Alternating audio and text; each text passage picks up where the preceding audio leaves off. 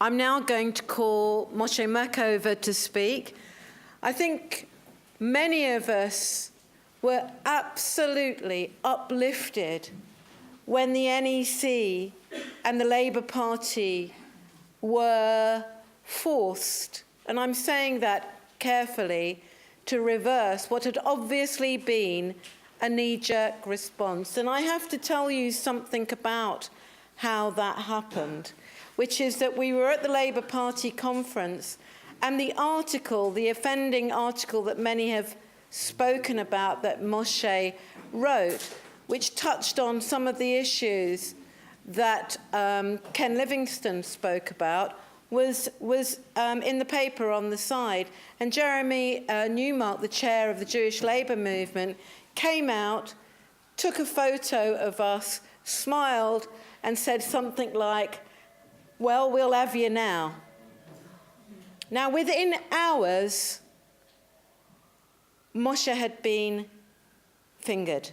Now, what is extraordinary is that I know nearly 2 years, 18 months, there are people, and there are people in this room, who have been suspended for more than 2 years and still do not know what the allegations against them are. It is extraordinary, given that at times the Labour Party's disciplinary unit can respond so quickly. So, without further ado, Professor Moshé Machover, thank you.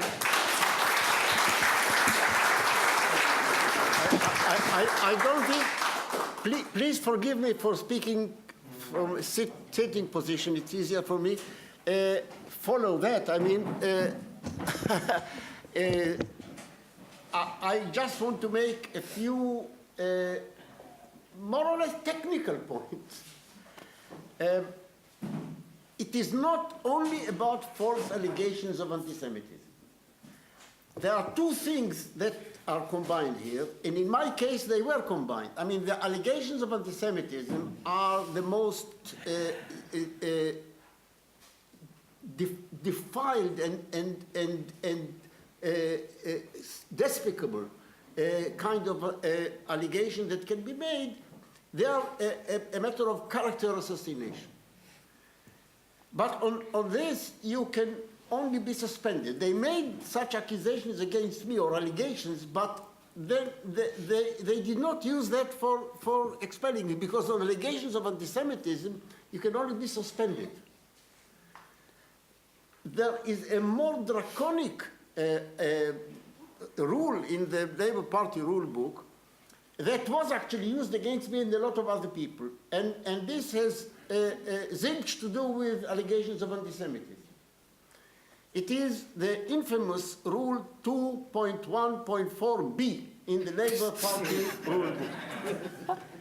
And what it shares, and this, mind you, this entitles the bureaucrats, nameless, to not suspend but expel automatically people who infringe what the rules say. I'll tell you about it in a moment. The procedure shares with the allegations of anti-Semitism thing the absolutely absent natural justice, no due procedure. That is to say, who are your accusers? Who is acting for the prosecution, and who is the judge? It's the same people, the committee that is expelling you or judge adjudicating in your suspension in either of the two cases. They are the judges, and they are also the prosecution. Can you cross-examine the witnesses? No. You're not entitled to. Can you know who is accusing you? Who actually laid down? No. That applies to both cases. Now, the draconic item, the draconic rule that I refer to, allows for automatic expulsion.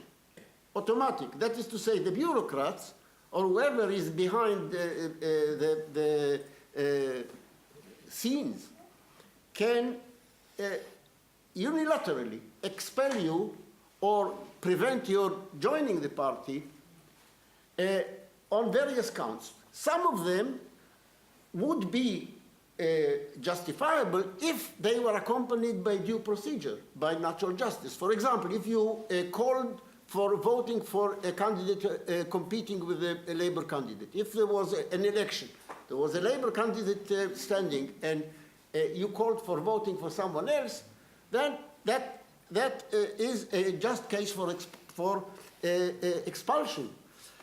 But not without any proof, not without any procedure. If somebody is caught with a bloody knife over a corpse, they still have a trial. They are not sent to prison automatically. But the rule says automatic expulsion. And some of the grounds for automatic expulsions are absolutely absurd. A bureaucrat's dream. Membership or support for a political organization other than those affiliated to the Labour Party. They don't define what a political organization is. It could be Refuge. Refuge is a political organization. It could be Momentum, which is not affiliated to the Labour Party. It could be anything. Political organization. And what does support mean? Now, in my case, the comical thing was that I said, membership, membership is a yes or no thing, but support, what does support? They accused me of supporting certain organizations. First of all, why do you pick on these organizations? I mean, they did not stand candidates against the Labour Party. On the contrary, they called for voting for Labour Party candidates. Okay, but what does support mean? I support some of the positions, I don't. I mean, support is not a yes or no thing. You don't define what support is. So I did not actually respond when I wrote back to the bureaucrats. I did not respond to the accusation of support because I did not really have any definition. They did not give any definition of what support is. But then, when they decided to reinstate me, they wrote, when they expelled me, they did not specify what support meant. I mean, the evidence they quoted was that they published article in the weekly journal of the CPGB, which, is something that a lot of people do. Jeremy Corbyn has published a lot of articles in the Morning Star, and a lot of Labour leaders have published articles in journals that are really inimical to the Labour Party. Anyway, but I didn't respond to that because I did not have any definition of support. When they reinstated me, they, in a very grudging way, they said, we construe your reply as evidence that you did not support that organization. I did not admit support nor refute it because I didn't have a definition. And they arbitrarily, at one point, decided that I did support, and without any fresh evidence, they decided that I didn't support. That shows you the arbitrariness of the whole procedure. Okay, now, this is one thing, but now coming to the accusations of anti-Semitism that's being used. Now, it is true, as Jackie said, that as far as the Labour Party is concerned, these accusations started when Jeremy Corbyn became a candidate for the leadership of the Labour Party. But that actually was a sort of shift of gear in a campaign that started a few years ago internationally and had little to do with the Labour Party, with Britain, or with Jeremy Corbyn specifically. Mm-hmm. And it is a campaign orchestrated by the Israeli government, specifically by a Ministry of Strategic Affairs, led by the cabinet minister Gilad Erdan. And this came as a response to the declining reputation of Israel, to the loss of support for Israel internationally, especially among the left, but not only on the left. It includes a lot of liberal opinion, and especially among the young, including young Jewish people. there is declining support. So they decided they should fight against it by accusing those who criticize Israel and criticize the Zionist regime of Israel, the Zionist project of colonization, for that is what it is, to brand them as anti-Semites. That is the tactics, and explicitly, and you can find the proof of this in the Facebook of those bastards, that they are going to fight it dirty. They use means fair and foul, including I mean, you don't need to go very much further than look at the Al Jazeera expose that was in 4 parts that was broadcast last January. And you see how the whole thing works. If you haven't watched it, you should go and watch it immediately, because first of all, it's very entertaining in a macabre sort of way. But, very macabre. But also, you know, politically very important to see how the whole thing works.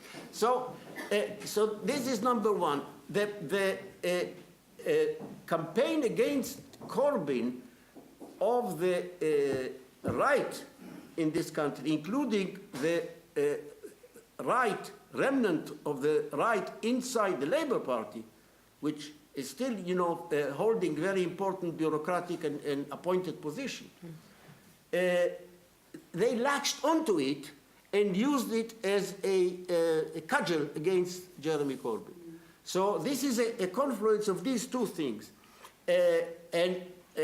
On the one hand, you have those who believe in Israel as a sort of kind of religion, who would be prepared to eat alive anyone who actually makes the most justified criticism against Israel.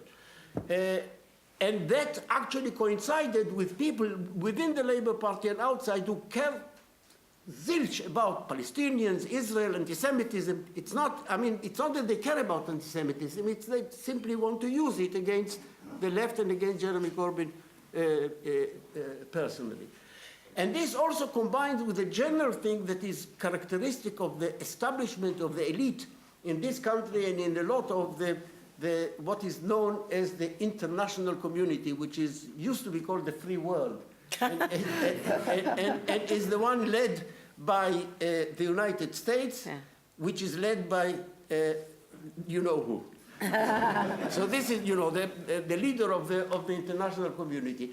And that is because Israel is playing an instrumental and a very important role for the United States as a regional watchdog, as a regional junior partner, but also globally as a supplier of hardware and software of mass repression. For example, you know, the drones that are used for both intelligence and assassination are Israel is in the front line of their production and manufacturing, including for this country. So Israel is a sort of Rottweiler of the United States, which is at the head of this international community. So if that Rottweiler comes and pisses on your shoe, you don't kick it. You say, "Good dog, good dog." You have to humor it. You mustn't be too critical of it. So that is the third direction from which this accusation comes. I want to end my intervention here with just one remark, and that is a puzzle about momentum. I mean, many branches of momentum have mobilized and passed resolutions in my defense, in defense of other people who have been victimized. Mm-hmm. But where is the national leadership of momentum? Where is Lanzmann? What have they? I mean, Lanzmann is on record of saying you mustn't mention Zionism. Don't mention Zionism. I mean, you can't open an Israeli paper without, you know, Zionism being discussed. Everything is discussed in terms, is it consonant with Zionism or is it opposed to Zionism? Zionism is the official ideology. To discuss Israel without mentioning Zionism is like discussing the old Soviet Union without mentioning communism with a capital C. I mean, I don't mean communism in the sense of the Communist Manifesto, communism with the capital C. This was the official ideology of the Soviet Union, for better or worse. Zionism is the official ideology of Israel. So, I mean, what stops them, and why has the central leadership of Momentum not said a word about all this witch hunt? I think we should raise this question. Yes. Thank you very much.